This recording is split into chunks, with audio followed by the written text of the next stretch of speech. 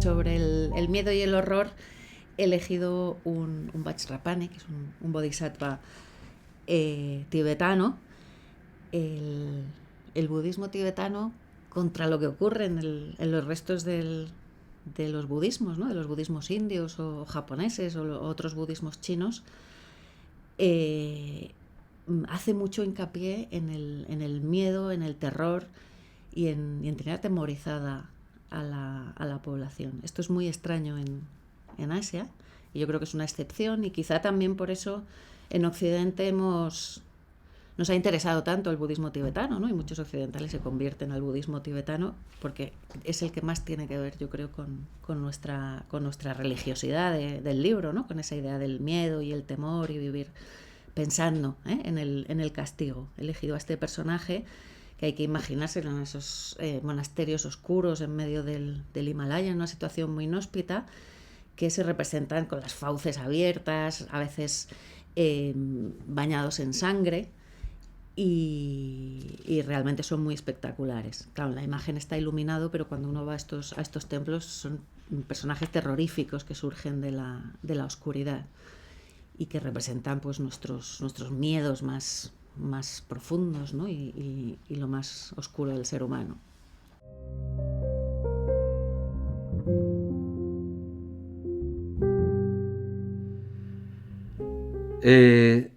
La siguiente emoción es el miedo.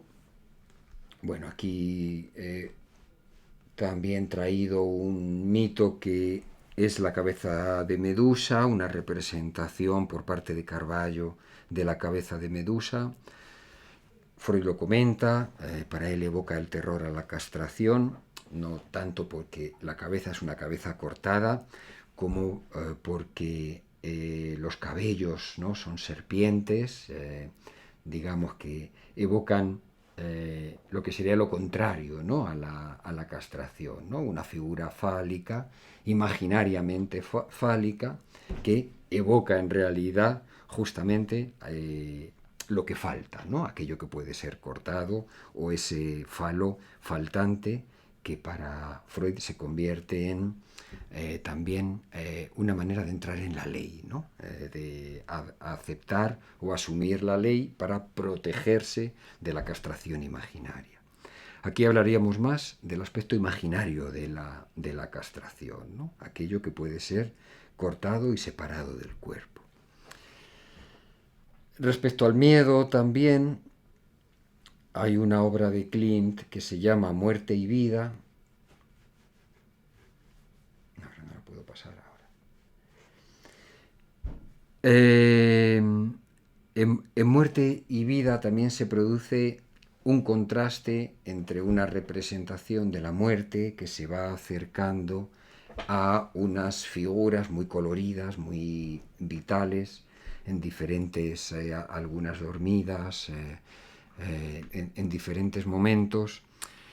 Bueno, la he seleccionado porque establece un contraste. Justamente la muerte es más temida como contraste respecto a la vida, ¿no? Evoca algo que perder, pero en vez de perder como antes un órgano que puede ser imaginariamente cortado, aquí la pérdida es más real, ¿no? Es la pérdida de la vida misma y de la muerte como contraste, como lo que llega a arrebatar eso, ¿no? de estos personajes.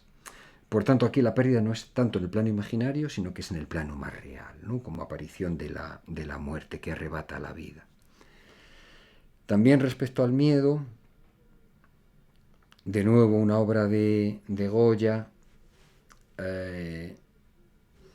mujer maltratada con un bastón en la que directamente, bueno, pues aparece una escena de abuso y de maltrato, ¿no? Y del miedo que puede generar esta acción, particularmente en una mujer. Y la última, Anatomía del Ángel,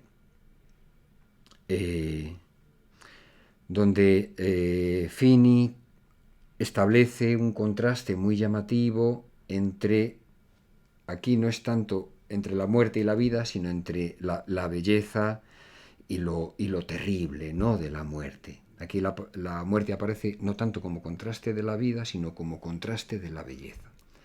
Por tanto, Anatomía del Ángel refleja una especie de ángel en el que lo que queda a la vista es el esqueleto que evoca la muerte, ¿no? Y unas alas así muy fantasmagóricas. Así que contraste aquí no tanto respecto a la vida, sino respecto a la belleza, ¿no? A cómo la muerte arrebata la belleza.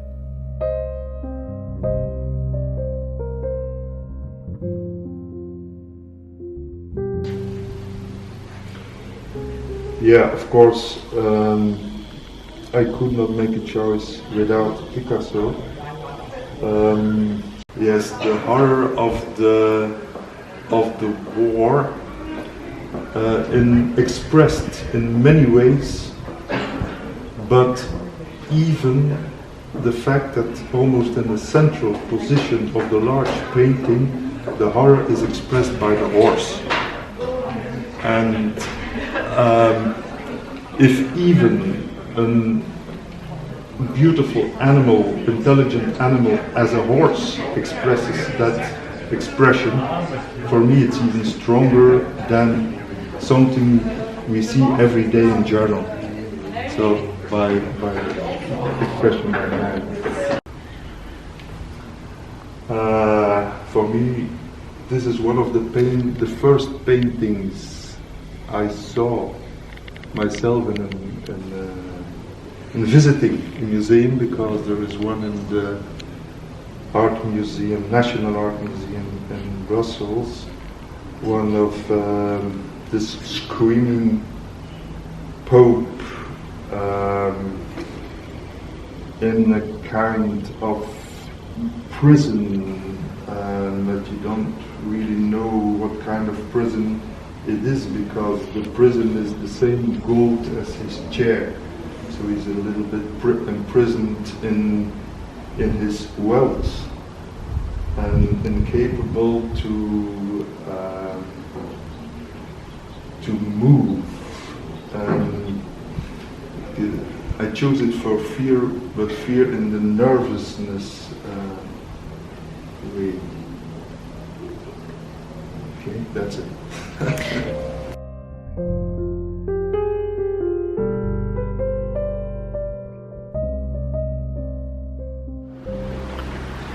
I think because of the eyes. I noticed that eyes are very important for me, so I had a selection of different pictures, and this was where the eyes were for me expressing the fear, as I define the fear. And it's the fear in resistance, or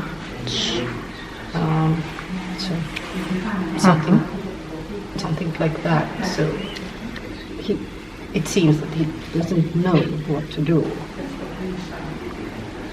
Mm-hmm. To run or to fight. So it's It was difficult for you to find an image for fear.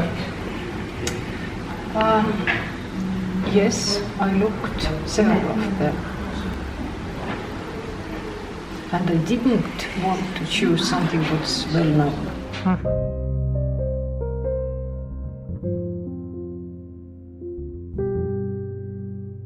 And the next one is about fear. Armando.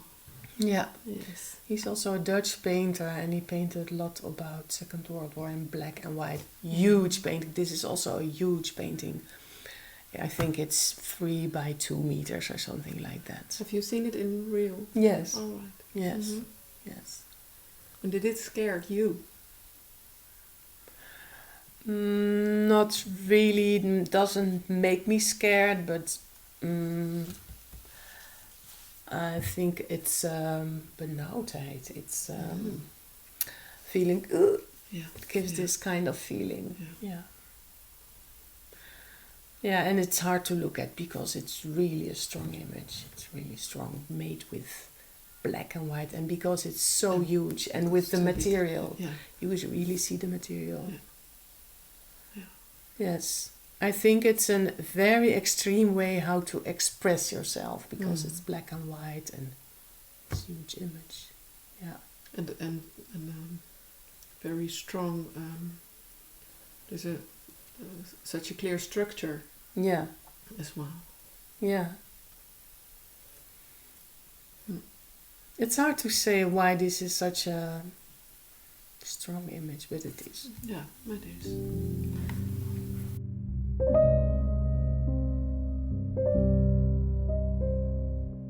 Vale, en esa categoría que nos dabais hay una que era miedo, nerviosismo, como primaria y secundaria.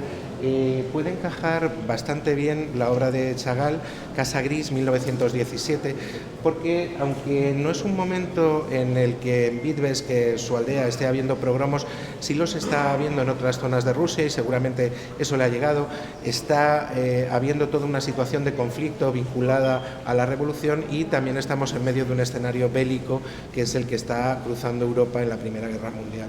Frente a esta obra de 1917 hay otra que es Casa Azul, que nos habla de un panorama completamente distinto, pero vemos el cielo gris, amenazante, como de tormenta, vemos la ciudad de Vitebsk con sus monasterios, con su ayuntamiento, con sus grandes edificios, y vemos esas afueras donde vive la población judía y la población que vive en una especie de dachas, de cabañas, que están pintadas con un tono gris, todo ese acumulación de troncos de madera, y en una esquina, absolutamente camuflado y desapercibido, vemos un personaje que en el borde del abrigo lleva el nombre del autor, de Chagall, y del que tiene una manga que están saliendo letras en alfabeto hebreo, y vemos también que en esa valla hay una inscripción, hay una especie de marca en letras del alfabeto cirílico que viene a decir algo así, Dipak, que es como idiota.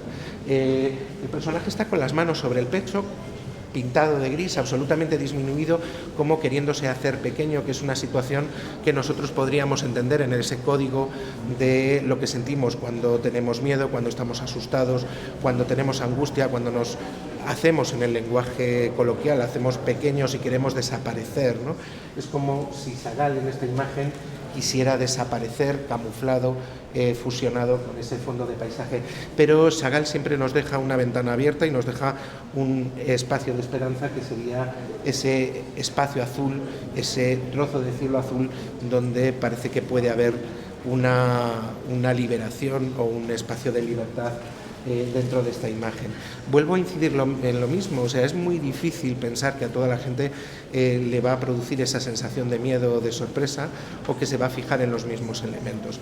Y volvemos a esa idea de que la narrativa tiene que ver con la experiencia de la persona. Pero cuando vosotros propusisteis esa lista, a mí una de las imágenes que me vino a la cabeza con miedo fue esta Casa Gris de Chagall, que habla de ese contexto político de 1917 en Vitebsk, en Rusia, donde está el pintor en ese momento.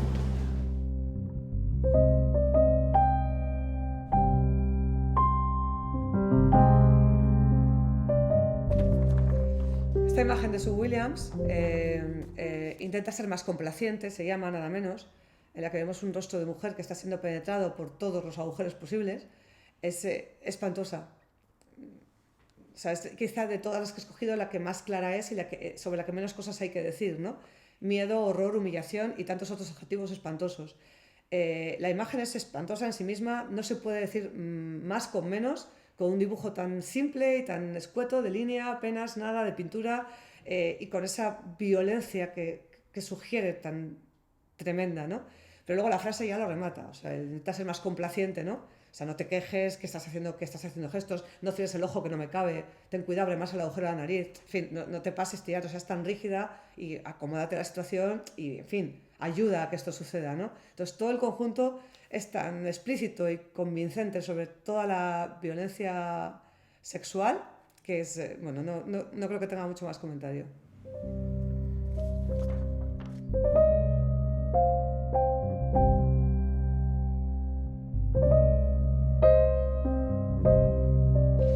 La siguiente es una imagen de una exposición de dibujos que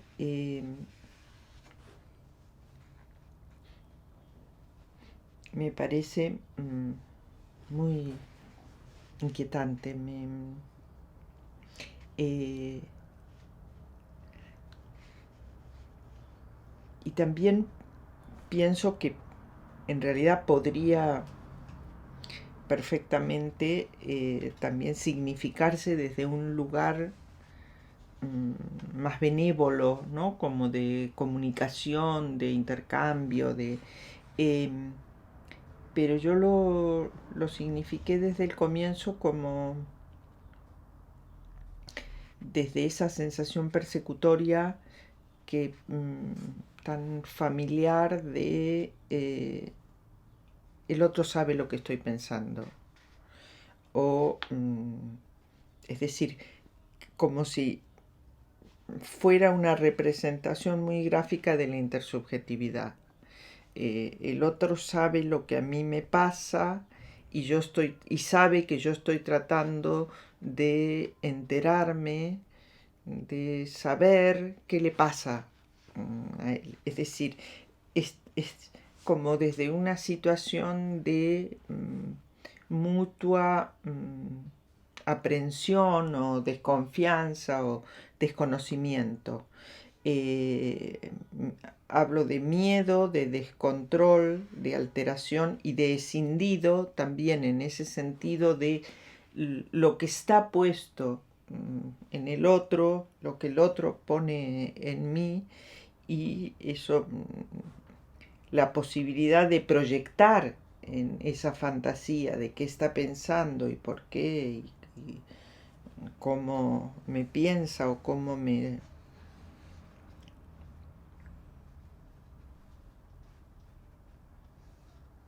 qué significado le da a lo que le parece que yo puedo estar diciendo o sintiendo. Me parece que es paradigmático también de muchos casos de cuando, que he escuchado muchas veces, de cuando alguien siente que la otra persona le robó ideas o le robó afectos o le robó algo que en general es una idea buena que se le había ocurrido y bueno, y que el otro, ¿no? El otro o la otra termina pudiendo concretarlos, pero como esa capacidad que puede tener el otro o la otra de representar algo peligroso en términos de querer quitármelo, querer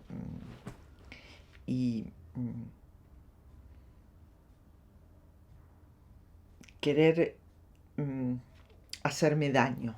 En ese sentido, el miedo a esa incapacidad.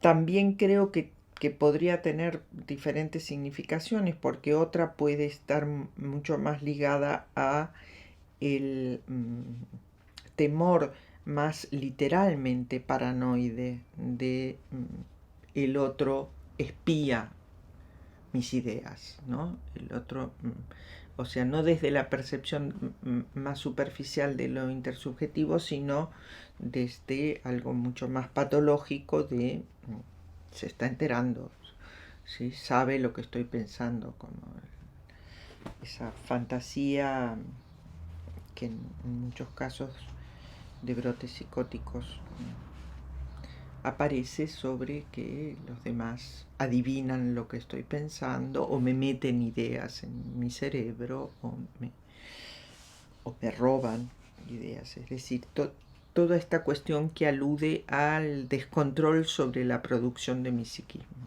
¿no? Por eso me pareció que era un dibujo muy, muy descriptivo de esta condición patológica.